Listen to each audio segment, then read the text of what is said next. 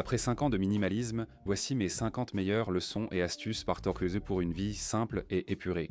Choisissez-en quelques-unes et intégrez-les dans votre vie, sans nécessairement toutes les appliquer.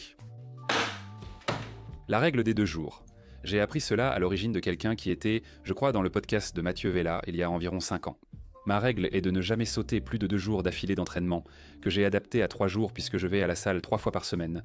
C'est ce qui fonctionne pour moi. En bref, pour adopter une nouvelle habitude, la régularité est essentielle car c'est ce qui permet de progresser le plus. Essaie d'aller à la salle 5 fois par semaine, sans rater 2 jours d'affilée. C'est pas grave de rater un jour, mais ne laisse pas ce jour-là se transformer en 2 jours, puis en 3 jours, puis en 4 jours, puis en 5 jours. Alors ne rate simplement pas 2 fois d'affilée.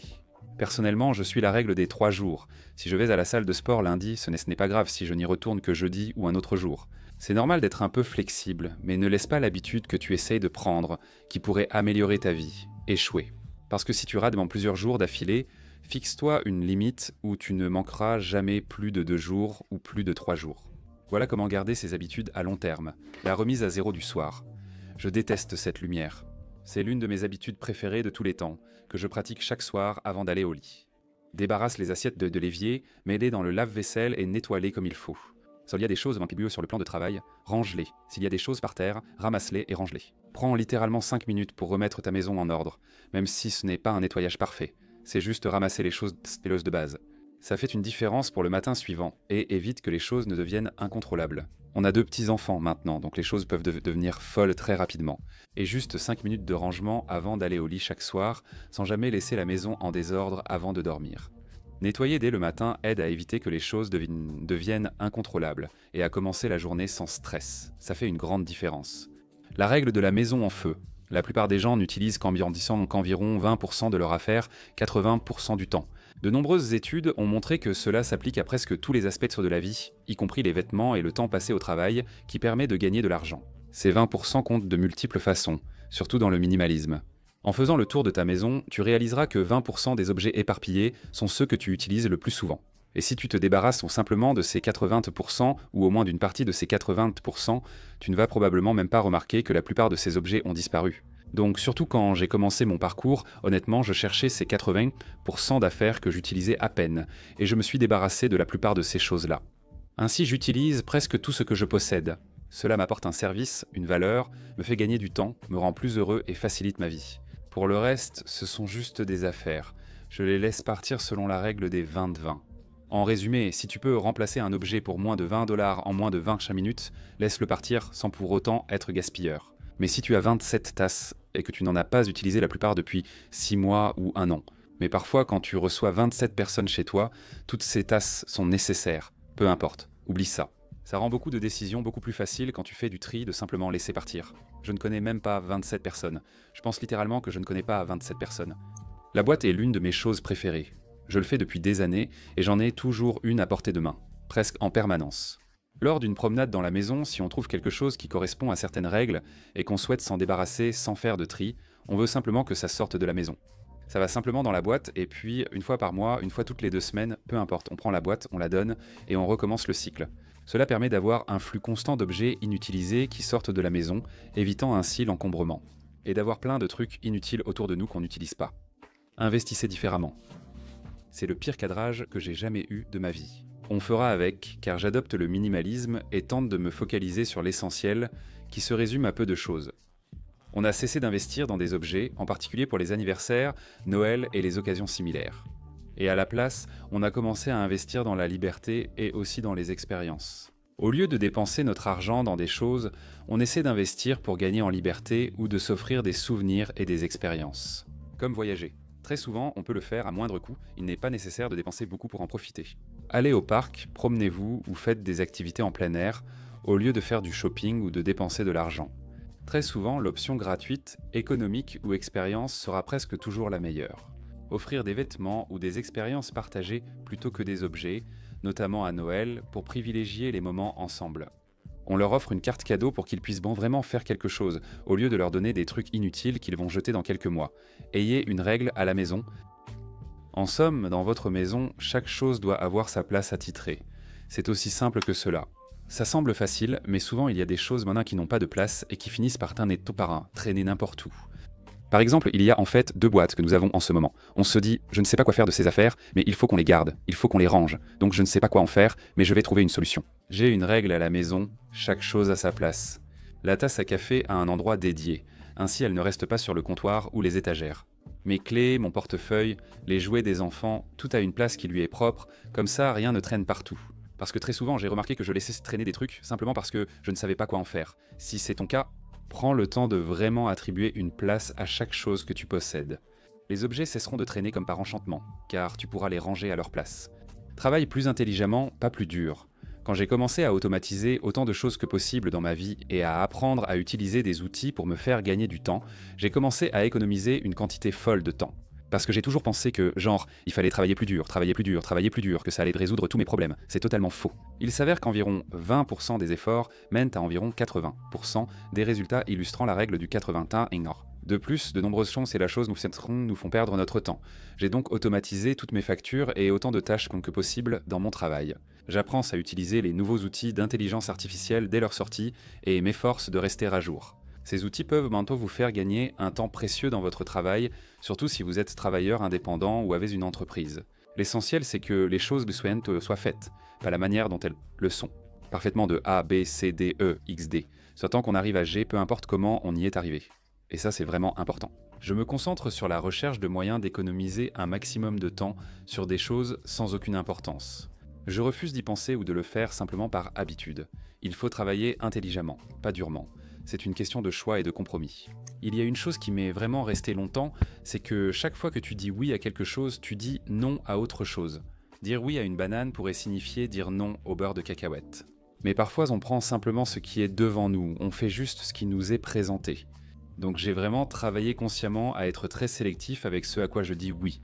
Quand je dis oui pour une conférence, je dis non autant en famille, à la maison. C'est une décision cruciale, car elle implique non seulement le choix que tu fais, mais aussi les opportunités que tu laisses le passer tout d'ailleurs. Il faut donc être très vigilant avec chaque décision prise et s'assurer qu'elle soit alignée avec soi et ses objectifs. En disant oui à quelque chose, tu dis forcément non à autre chose, que ce soit pour ton alimentation, ton travail ou la gestion de ton temps. Si tu passes ton temps sur ton téléphone, tu ne communiques pas avec les gens autour de toi. C'est une décision cruciale, alors je m'efforce de vivre avec intention et de ne pas me laisser porter par les événements. Et c'est pour ça que parfois, je deviens indisponible. Si tu ne fais pas ça, tu devrais vraiment le faire. C'est bloquer des créneaux horaires ou des jours entiers où tu es indisponible. Il y a des moments dans la journée où mon téléphone ne fonctionne tout simplement pas. Je le mets en mode avion, en ne pas déranger, dans une boîte à biscuits, je fais tout ce qu'il faut, même avec ma famille. Pour accomplir 4 heures de travail en 2 heures, j'ai parfois besoin d'être indisponible pendant ces 2 heures. Et en fait, je vais aller quelque part, je vais dans mon bureau et je travaille là-bas parce que je sais que je peux être super productif là-bas et que personne ne va me déranger. Essaie d'avoir des moments où tu es indisponible, loin de ton téléphone et pas interrompu par les gens.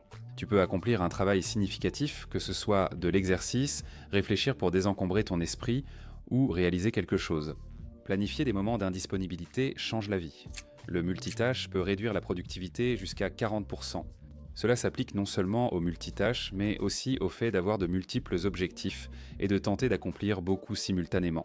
En général, j'ai réalisé que pour faire de vrais progrès, il faut manquer d'équilibre. Donc au lieu de viser un seul objectif dans un domaine spécifique comme le fitness, les relations, les affaires, le mode de vie ou les loisirs, je vais délibérément trouver le seul objectif qui rendra tous les autres un peu meilleurs. Je vais concentrer la majeure partie de mon énergie là-dessus. Une fois l'objectif atteint, je passe au suivant et constate ma progression réelle. Pour vraiment progresser, il faut se concentrer sur un domaine spécifique plutôt que de stagner dans plusieurs à la fois, quitte à devenir un peu déséquilibré. Il s'agit de trouver la chose la plus importante, qui améliorera tout le reste. Je recommande vivement le livre The One Thing, qui a changé ma vie. Évitez la fatigue décisionnelle. Nous prenons des décisions du réveil jusqu'au coucher. Et c'est pourquoi j'ai organisé ma vie pour prendre le moins de décisions possible. Parce que je n'aime pas en prendre. Quand j'en prends, je veux que ce soit des décisions importantes. Donc par exemple, avant de me coucher, je prépare mes vêtements la veille. Et même quand je choisis mes vêtements, je porte toujours du noir, comme ça je n'ai pas à m'en soucier. Je ferme les yeux, choisis un vêtement au hasard et le porte. Ça me fait une décision de moins à prendre pour toujours. Trouver une décision qui en élimine 1000 revient à prendre 1000 décisions en moins. Tu sais que tu dois le faire, et si tu peux faire ça avec plein de choses en instaurant une routine dans ta vie et en organisant les choses de cette façon, tu peux éviter la fatigue décisionnelle qui en fait diminue la qualité de tes décisions. Ainsi, Tu auras l'énergie mentale nécessaire à consacrer aux choses qui comptent vraiment pour toi. Tu n'es pas juste épuisé d'avoir pris, 500 décisions avant même d'aller travailler. Du genre « Oh, qu'est-ce que je devrais faire aujourd'hui? Est-ce que je devrais faire ça ?» Pour moi, tout est aussi routinier que possible. Et j'aime simplement la simplicité d'avoir des choses très routinières qui me font me sentir mieux. Le biais des coûts irrécupérables. J'ai remarqué ça dans ma propre vie chaque fois que je fais du désencombrement, ou même parfois quand je fais une activité. C'est parce que j'ai déjà investi du temps ou de l'argent dans cette chose, ce n'est pas vraiment parce que j'ai envie de faire cette chose. Ou même, vous savez, ce n'est pas parce que j'aime vraiment ces vêtements, c'est parce que j'ai dépensé de l'argent pour les acheter. Je ressens le besoin de le garder et de l'utiliser. Mais tu dois te poser des meilleures questions. Est-ce que cette chose apporte une réelle valeur à ma vie et est-ce que je l'apprécie vraiment ? Est-ce que je dépenserai à nouveau de l'argent pour acheter cette chose ou est-ce que je la garde simplement parce que je l'ai ? Et j'ai dépensé de l'argent pour ça dans le passé. Cela peut être très libérateur à faire. Et ce n'était pas parce que tu as dépensé de l'argent pour ça ou simplement parce que tu sais que tu l'as acheté. L'argent est dépensé, c'est fait. Ce que tu fais ensuite peut te faire gagner beaucoup d'espace mental, ou te rendre du temps ou de l'énergie. Accumuler les victoires. C'est l'idée de voter pour la personne que tu veux devenir en empilant les victoires et en te prouvant à toi-même que tu es cette personne. Je suis donc devenu quelqu'un de sain, qui s'intéresse à la forme physique et passe du temps à la salle de sport. Pour moi, ça a duré plusieurs mois et j'allais à la salle de sport presque tous les jours, mais au moins 5 fois par semaine au début. Chaque fois que j'y allais et passais simplement la porte, je m'entraînais environ une demi-heure avant de repartir. Je votais pour devenir une personne en bonne santé et en forme. Et puis finalement, après quelques mois, je regarde en arrière et je me dis « D'accord, je suis devenu la personne pour laquelle je votais ». Car chaque effort accompli s'ajoute comme une petite victoire qui s'accumule continuellement. Et puis cela finit par devenir une identité pour toi-même. Donc que ce soit la salle de sport, bien manger, ou être quelqu'un qui garde une maison propre, faire de petites choses de façon régulière peut vraiment tout changer. Tu sais, ça façonne un peu qui tu es, ça peut faire de toi une meilleure personne grâce à ton parcours. Exploration. Pourquoi est-ce que j'ai dit Yasr? Pourquoi est-ce que j'ai encore ça? J'ai entendu ça pour la première fois dans le livre Essentialisme, qui est aussi un livre incroyable. Mais il parlait d'essayer diverses choses pour trouver sa passion. En rétrospective, j'ai tenté énormément de choses différentes dans ma vie. Et c'est grâce à cette exploration que beaucoup de bonnes choses sont arrivées dans ma vie. J'ai essayé plusieurs business avant de trouver YouTube, un domaine dans lequel j'excelle et que j'apprécie. J'ai testé de nombreux styles vestimentaires avant de réaliser que j'aimais m'habiller tout en noir. Voir la vie comme une exploration en restant ouvert à essayer de nouvelles choses et trouver de meilleures façons de faire. Et ne pas simplement s'en tenir à ce que tu as fait dans le passé est une excellente façon d'ajouter de l'excitation à la vie. Mais aussi de découvrir de nouvelles choses que tu pourrais aimer, apprécier ou qui pourraient t'améliorer ta vie d'une certaine manière. En restant ouvert d'esprit, réceptif aux nouvelles idées et en osant essayer de nouvelles choses. Effectue la grande réinitialisation, boum boum boum, la grande réinitialisation. Un salut à Ryan. Pour moi, d'à peu près tous les 2 mois, je dois réinitialiser plusieurs aspects de ma vie. Parce que je ne suis pas doué en tant que minimaliste en général, et pour garder ma vie comme je voudrais qu'elle soit, je ne suis pas très bon à ça, donc parfois j'ai besoin de réinitialiser les choses. Une fois par mois, on fait 1 mois sans dépenses, sauf pour les nécessités absolues. On fait ça quelques fois par an.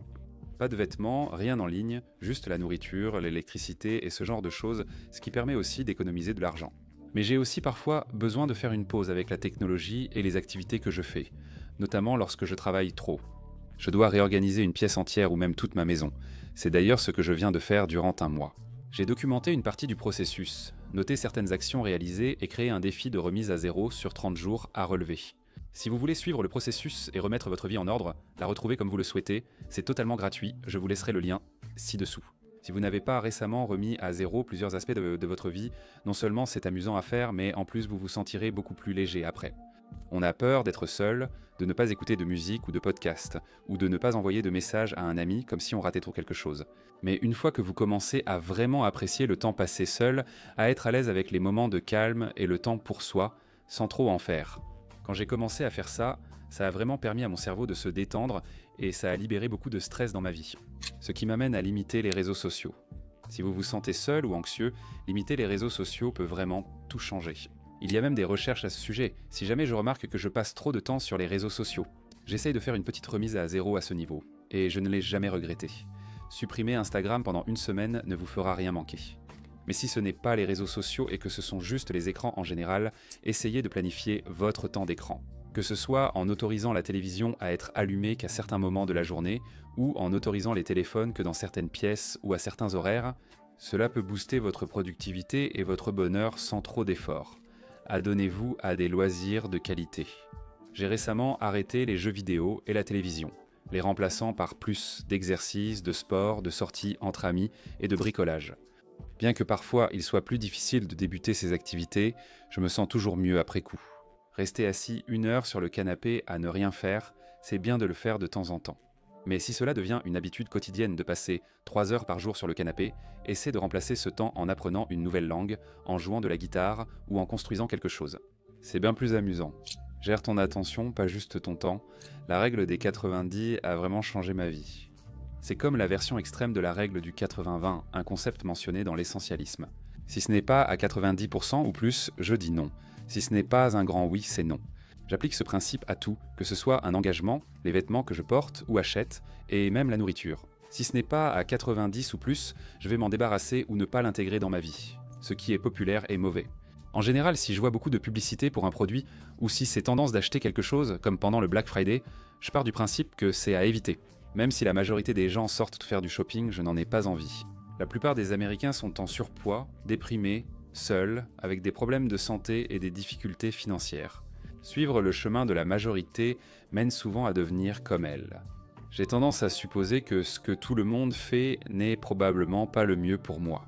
Je vais donc supposer que ce n'est pas le cas et chercher une autre voie. Il n'y en a pas toujours, mais souvent il en existe une plus facile.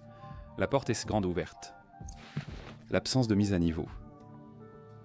Nous vivons à une époque où les gens font constamment des mises à niveau. Quand un nouveau téléphone sort, ils l'achètent simplement parce qu'il est plus récent que l'ancien. Ce téléphone de seulement 1 an et demi fonctionne parfaitement. Cet argent pourrait réduire leur stress et leur offrir un peu de liberté. Pour moi, si quelque chose n'est pas cassé ou vraiment usé, je ne vais pas le remplacer, je ne vais pas le changer tant que je n'en ai pas réellement besoin. Prendre plaisir au travail. En tant que minimaliste, j'essaie de faire en sorte que ma vie soit conçue pour moi et que je la vive vraiment selon mes choix et non par défaut. C'est la raison pour laquelle j'ai quitté mon travail de nettoyage dans l'entreprise de mon père, où j'étais arrivé par défaut. J'ai grandi en nettoyant des immeubles de bureaux, un travail dans lequel je suis tombé par hasard. Cependant, cela ne m'apportait ni bonheur ni épanouissement. Il y avait un plafond bas sur ce que je pouvais gagner. Je consacrais donc mes soirées et week-ends à explorer d'autres opportunités. Je pourrais finir par partir pour ne pas rester coincé ici pendant 20 ans, comme ce dans quoi je suis tombé étant enfant. Si vous n'aimez pas votre travail, vous devriez vous demander si c'est quelque chose qui vous est arrivé ou si c'est un choix que vous avez fait pour le reste de votre vie. Les milliers d'heures que vous passerez là-bas, les appréciez-vous vraiment ou est-ce simplement le fruit du hasard ? Valoriser la plénitude. Pour moi, cela signifie dépenser mon argent pour des choses qui m'apportent réellement de la valeur. Et me demander, est-ce que je préférerais avoir, vous savez, 10 $ de liberté ou ce hamburger ? Si j'ai faim, ce sera le hamburger, mais ce n'est peut-être pas le meilleur exemple. Est-ce que je préférerais avoir 1000 $ qui peuvent être fructifier avec le temps et m'offrir de la liberté ou un téléphone plus récent ? Comprendre les intérêts composés et leur potentiel à transformer 1000 $ investis peut grandement influencer vos futures décisions financières. Et j'accorde beaucoup plus de valeur à ma vie et à ma liberté qu'aux objets. Alors dépensez judicieusement. C'était horrible, la santé. Pour moi, cela signifie tout simplement que je vais toujours investir de l'argent, du temps, de l'énergie et de l'attention dans ma santé. Pour moi, cela signifie acheter de la viande nourrie à l'herbe dans une ferme près de chez moi pour toute ma famille. Nous pouvons réellement nous sentir mieux après avoir mangé cela qu'après avoir acheté des produits en magasin. Donc nous sommes prêts à investir plus d'argent et de temps pour nous sentir mieux et être en meilleure santé. C'est vraiment important pour nous de nous sentir le mieux possible. Dépenser un peu plus pour notre santé en vaut la peine. Je dois trouver de meilleurs noms pour tout ça. Mais en attendant, soyez un intentionnaliste. Cela signifie simplement être très intentionnel dans la façon dont vous dépensez votre temps et votre argent. Veillez à ce que chaque dépense soit en accord avec l'un de vos objectifs. Nous dépensons une quantité choquante de temps et d'argent pour des choses dont nous savons qu'elles nous nuisent physiquement et mentalement. Vous n'avez qu'une seule vie, vous n'avez qu'une quantité limitée d'argent. Soyez intentionnel avec cela, et puis bien sûr vous devez être un peu égoïste. C'était quelque chose de difficile pour moi. Mais vous devez aussi réaliser, un peu comme dans un avion, où vous êtes censé mettre votre propre masque à oxygène avant d'aider les autres. Quand vous n'êtes pas dans un bon état mental, il est difficile d'être le meilleur partenaire, parent ou même employé possible. Si votre santé est mauvaise à cause d'un manque de soin de soi, d'un faible niveau d'énergie et d'un esprit embrouillé, il sera difficile d'être votre meilleure version pour les autres. Pour prendre soin des autres, il faut parfois commencer par soi-même. Assurez-vous d'être en bonne forme afin de pouvoir aider autrui. Si c'est sans encombrement, c'est pour nous deux. J'espère que ce sera difficile car le désordre apparaît souvent de nulle part. Si vous vous sentez stressé chez vous, c'est probablement que vous avez trop de choses. Il est parfois difficile de savoir lesquelles. Voici quelques suggestions. Faites un tri impitoyable, mettez un tas de choses dans une boîte, rangez-la dans votre garage ou votre grenier, puis programmez un rappel sur votre téléphone pour vérifier le contenu plus tard. Dans 6 mois, si vous n'en avez pas eu besoin, ne l'ouvrez pas, mettez-la simplement à l'arrière de votre voiture et donnez-la. C'est le moyen le plus facile de se tromper soi-même pour désencombrer. Ce n'est pas que je doive faire ça régulièrement, parce que même après 5 ans de minimalisme, j'aurais encore du mal à désencombrer, mais ça marche vraiment, vraiment, vraiment. L'autre chose que vous pouvez faire, c'est demander à un ami de venir chez vous. Si vous avez un ami qui est assez ordonné et qui n'a aucun attachement à vos affaires, invitez-le à venir vous aider à désencombrer. Pour un après-midi, une journée, une heure. Parfois, vous avez juste besoin que quelqu'un vous parle de cette couverture toute douce que vous ne saviez même pas posséder, car elle était au fond d'un tonneau, mais à laquelle vous tenez tellement parce que quelqu'un vous l'a offerte à Noël il y a 8 ans. Vous n'en avez pas besoin. Parfois, un ami doit vous donner une claque affectueuse. Privilégiez la qualité à la quantité. Mais surtout quand il s'agit de vêtements. En général, j'ai seulement 2 paires de chaussures, une veste d'hiver et très peu de pantalons et de chemises. Mais tout ce que j'ai est généralement un peu plus cher, d'une qualité un peu supérieure. J'ai réalisé qu'acheter constamment des articles bon marché était non seulement inconfortable au quotidien, mais pas vraiment économique au final. Je devais constamment remplacer les choses car elles s'usaient, les coutures se défaisaient, et même les appareils bon marché tombaient en panne ou ne fonctionnaient pas correctement. Donc parfois, il vaut mieux acheter une seule fois et que ça dure 5 ou 10 ans, plutôt que de devoir remplacer tout le temps. Privilégiez la qualité plutôt que d'acheter constamment des articles bon marché en promotion, en espérant que cela fonctionne et convienne à peu près. Accepte l'ennui. Oui, je sais que la plupart des gens n'aiment pas s'ennuyer, mais il s'avère que ce n'est pas, tu sais, quelque chose de si mauvais que ça. Je pense qu'on devrait s'ennuyer plus souvent. On a besoin de ne rien faire pendant une demi-heure sans se sentir coupable. On n'a pas besoin de remplir ça avec du bruit ou quoi que ce soit, on a juste besoin d'espace. C'est normal de s'ennuyer, de laisser son esprit vagabonder et de rêvasser parfois en faisant les choses que l'on faisait enfant. Ce sont en réalité parmi les moments les plus amusants que j'ai. Si vous travaillez à domicile ou ramenez du travail à la maison, essayez de séparer vie professionnelle et vie privée. Essaie d'en être vraiment conscient et de laisser ton travail, tu sais, dans ton bureau ou sur ton ordinateur portable ou sur ton téléphone ou peu importe. Ne pas l'emmener dans le reste de la maison peut être un grand soulagement mental. C'est quelque chose que j'essaie de faire depuis un moment. Ce conseil est surtout pour moi, car j'ai du mal à ne pas penser au travail constamment quand on a sa propre entreprise. C'est quelque chose sur lequel je me concentre en ce moment. Mais je sais que ce n'est pas bon pour ma santé mentale, surtout en ligne. Désencombrer, regardez ça. Littéralement, la semaine dernière, tout ça était complètement recouvert de trucs inutiles. Et depuis que j'ai pris une demi-journée pour désencombrer mon espace en ligne et mon système, le désordre numérique, et que j'ai supprimé plein d'applications de mon téléphone, c'était génial. C'est moins stressant, je suis plus productif et mieux organisé. J'ai créé des dossiers pour tout ranger. Si tu n'as pas fait de désencombrement numérique depuis un moment, tu dois vraiment tout éteindre. Depuis que j'ai désactivé les notifications, à part celles de ma famille sur mon téléphone, je passe beaucoup moins de temps dessus. Je suis moins distrait, plus productif au travail et plus présent dans les conversations. Il y a de nombreux avantages à ne pas avoir de notifications, sauf pour les membres de la famille. Comme ça, s'ils sont en danger, ils peuvent te joindre, mais pas les autres. Tu planifies des moments pour répondre sans recevoir de notifications en permanence. Ton téléphone ne vibre pas durant une conversation pendant que tu conduis ou travailles. Concentre-toi simplement sur la vie sans interruption constante. Explore et utilise régulièrement la règle des 2 minutes. Si cette technique vous est inconnue, voici 2 façons de l'utiliser. D'abord, pour créer une nouvelle habitude, engagez-vous à faire seulement les 2 premières minutes de cette habitude, pas plus. Cela peut être lire une page d'un livre, s'asseoir dans la voiture, conduire jusqu'à la salle de sport, puis faire demi-tour, ou bien 2 de ces choses. Si tu as un projet à réaliser et que tu y penses depuis un moment, c'est comme si ça faisait 6 mois que tu n'as pas avancé, même sur de petites choses. Si tu peux le faire en 2 minutes ou moins, fais-le tout de suite. Lave la vaisselle, accroche ce tableau au mur et range cette chose qui traîne dans le couloir depuis toujours. Si tu peux le faire en 2 minutes ou moins, fais-le tout de suite et réduis ton stress. Ne te focalise pas sur les chiffres quand il s'agit de minimalisme, très souvent tu peux te perdre à suivre les autres. Ou essayer d'atteindre un certain nombre, d'objets, ou essayer de te débarrasser d'un certain nombre d'objets. Parce qu'il y a toutes ces tendances, c'est tout ça. Donc si c'est quelque chose qui te fait culpabiliser et avec lequel tu as du mal, parce que, tu vois, la maison de cette personne a l'air tellement belle, ou moi j'ai 2000 objets, et cette personne n'en a que 150. Je fais les choses de travers, quelque chose cloche en moi. Si c'est trop difficile, laisse tomber. La règle du 90-90 est une astuce efficace pour désencombrer. Cela signifie simplement que si tu ne l'as pas utilisé durant les 90 derniers jours et que tu ne comptes pas l'utiliser dans les 90 prochains, alors c'est bon. Se débarrasser de cet objet rend le désencombrement super simple. La règle du 1 pour 1, celle-ci est très simple. Si une chose entre dans ta vie, assure-toi qu'une chose sorte de ta vie. Cette règle empêchera l'encombrement de ta maison et l'accumulation de nouvelles choses, car se débarrasser d'objets devient une corvée. C'est une bonne habitude à prendre. Pour aller plus loin, applique la règle du 2 pour 1. Quand quelque chose entre, deux choses doivent en sortir. C'est très efficace. Si tu as aimé cette vidéo, tu adoreras celle-ci sur 50 astuces pour épargner et booster tes finances. Elle est géniale.